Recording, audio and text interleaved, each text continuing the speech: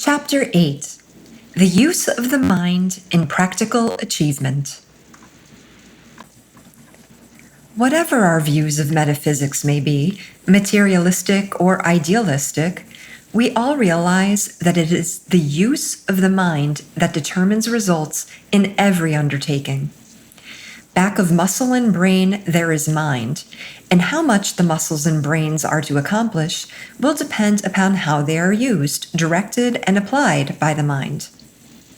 The mind is not only the power that controls and directs every action in mentality or personality, but the mind also determines the efficiency of every action. It is therefore evident that an ignorant use of the mind will cause every action to be a perverted action, a detrimental action, or an unsuccessful action, while the intelligent use of the mind will cause every action to produce with a certainty the very results that were originally intended. If an effort fails, the cause may invariably be traced to the wrong use of the mind in the direction of that effort. No effort can possibly fail that is properly applied at the right time and place. This is certainly a self-evident fact, and since it is the mind that must make the application, the intelligent use of the mind becomes the one important factor in determining results, be the work purely physical, purely mental, or a blending of the two. To train the mind to direct properly the various actions of the mentality or the personality, all the forces of the mind should be concentrated continuously upon the purpose that is held in view. This will draw all the energies of the mind together into the working line, and as every action is produced by some form of energy, it is evident that if all of the energies are moving toward the object in view, every action will work toward that object. Under such circumstances, all the power of mind and body will be turned into the work that is being promoted, and as all this power will have to pass through those faculties that are directly employed in that work, those faculties will steadily develop in ability and capacity. This will make you more competent than you ever were before, and the competent mind simply must succeed. To concentrate all the energy of the mind upon a certain faculty is to develop that faculty. This has been demonstrated conclusively, but when that energy is practically applied in some constructive work while it is accumulating in the faculty, the development will be more rapid and the increased capacity will be permanent. This is what takes place when the mind turns all of its power upon the work it is doing now. Therefore, to use the mind in this way is to make present action directly instrumental in promoting further promotion.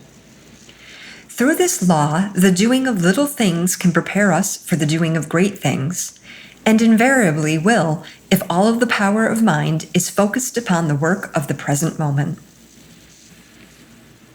The principal reason why the average person does not advance as he should is found in the fact that he gives only as much of his mental power to his work as may be necessary to do it fairly well.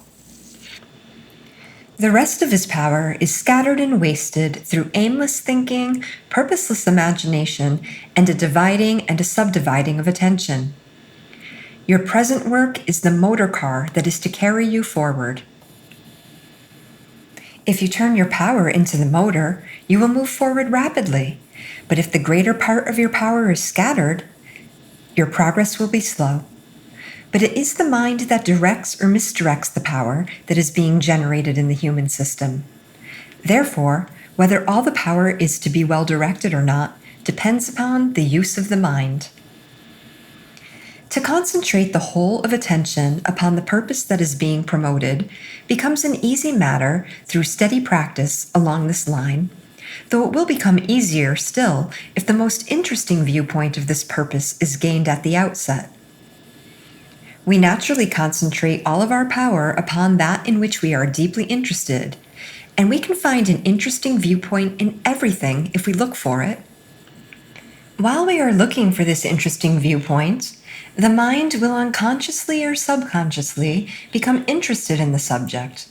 Accordingly, we will proceed to concentrate without trying, and that is the best concentration of all.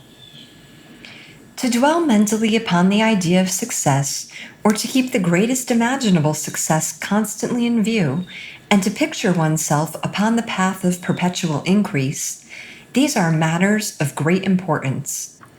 To think constantly of perpetual increase is to promote perpetual increase in your own ability and power, provided you are using thoroughly what ability and power you now possess. This is a great law, so great that it merits the constant attention of every aspiring mind. Through this law, unlimited success is placed within reach of every person who really wants success, because the perpetual increase of ability and power will, if applied, produce a perpetual increase in attainment, achievement, and tangible possessions.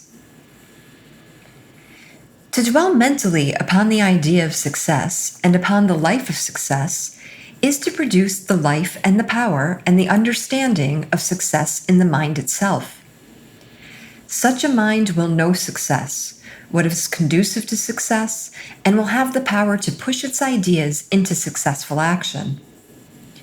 To dwell mentally upon success will also train the mind to use its own faculties more successfully, and it will train those faculties to formulate successful plans, methods, and such systems of application as make for success. To know what to do with present opportunities is one of the great essentials to attainment and achievement, and the mind that dwells constantly in the very life and thought of success will develop that finer judgment that knows the successful side of everything. Such a mind can discern what is practical and what is not in every circumstance or possibility that may be considered. Because being filled with the very spirit of success, it knows what has success in it and what has not. The mind that can discover successful plans and that knows how to apply them will positively succeed no matter what the circumstances may be.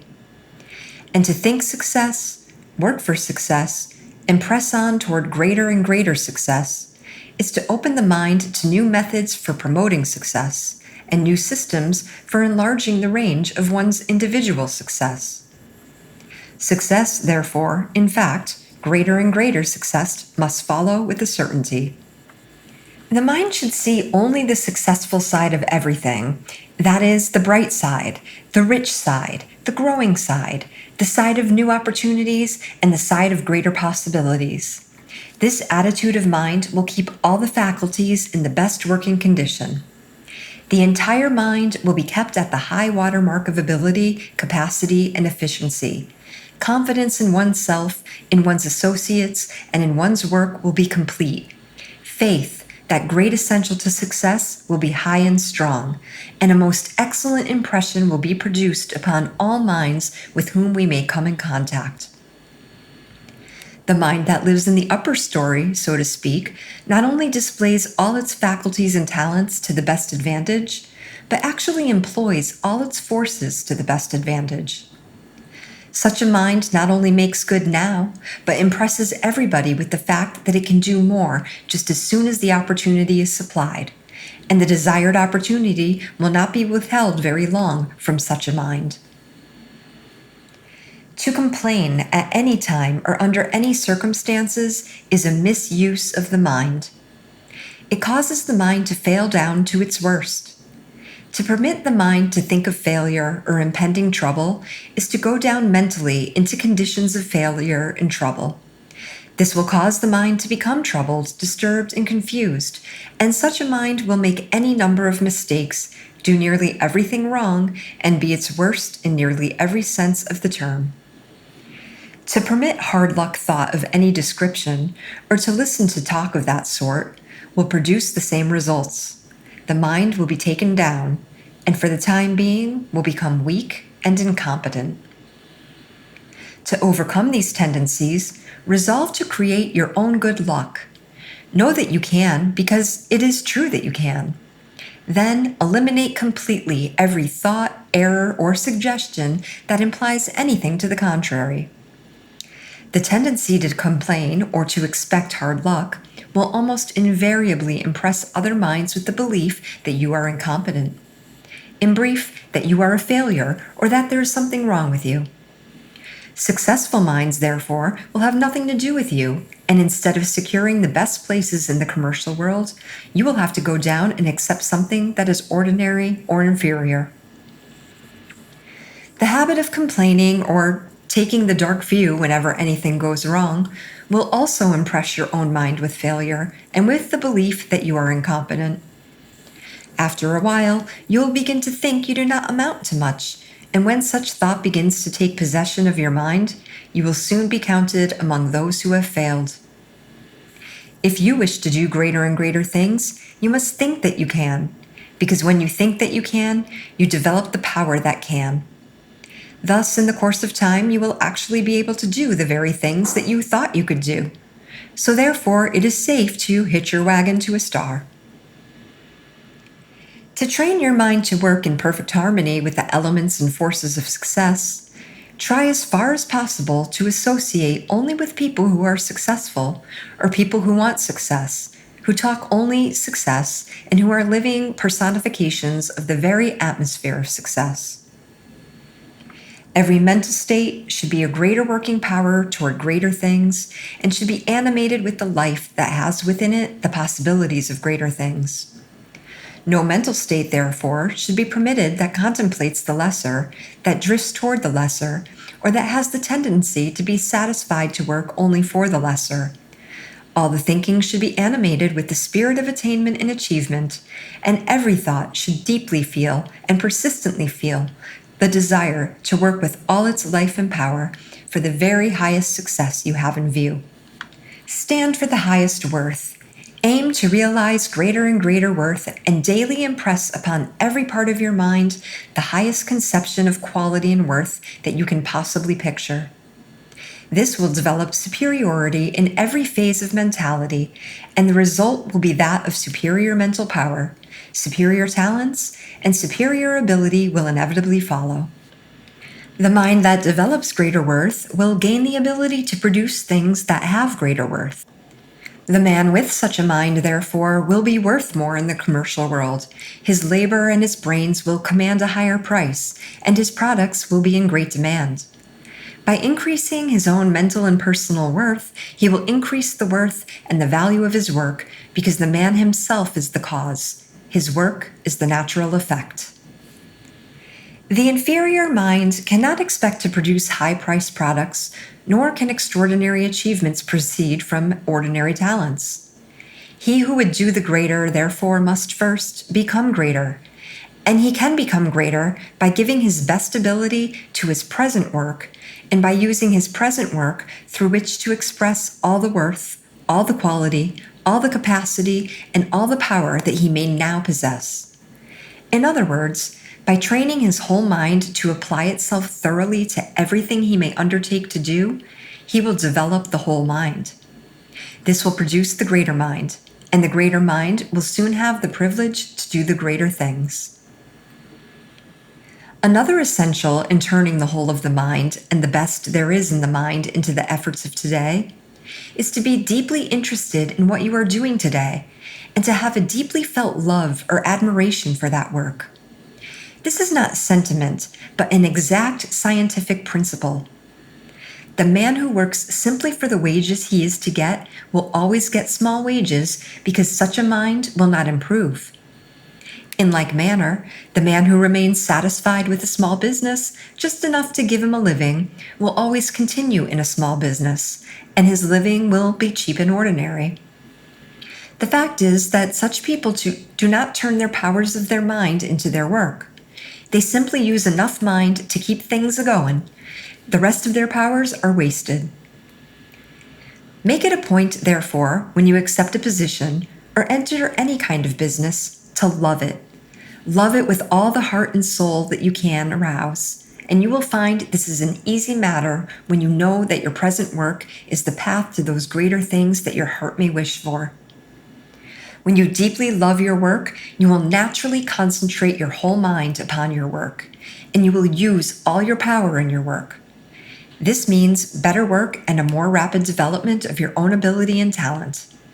It is the truth that he who loves what he is doing today will be given something better to do tomorrow. He who gives his whole heart and his whole mind to little things will soon have the capacity to take charge of greater things, and he will also have the opportunity. To state it briefly, when you concentrate all your mental and personal power upon your present purpose, you will accomplish that purpose, because no one can fail who applies his whole mind to his work. And to use the whole mind constantly in everything we do is to develop the whole mind more and more. This means a greater and a greater mind to be followed invariably by still greater success.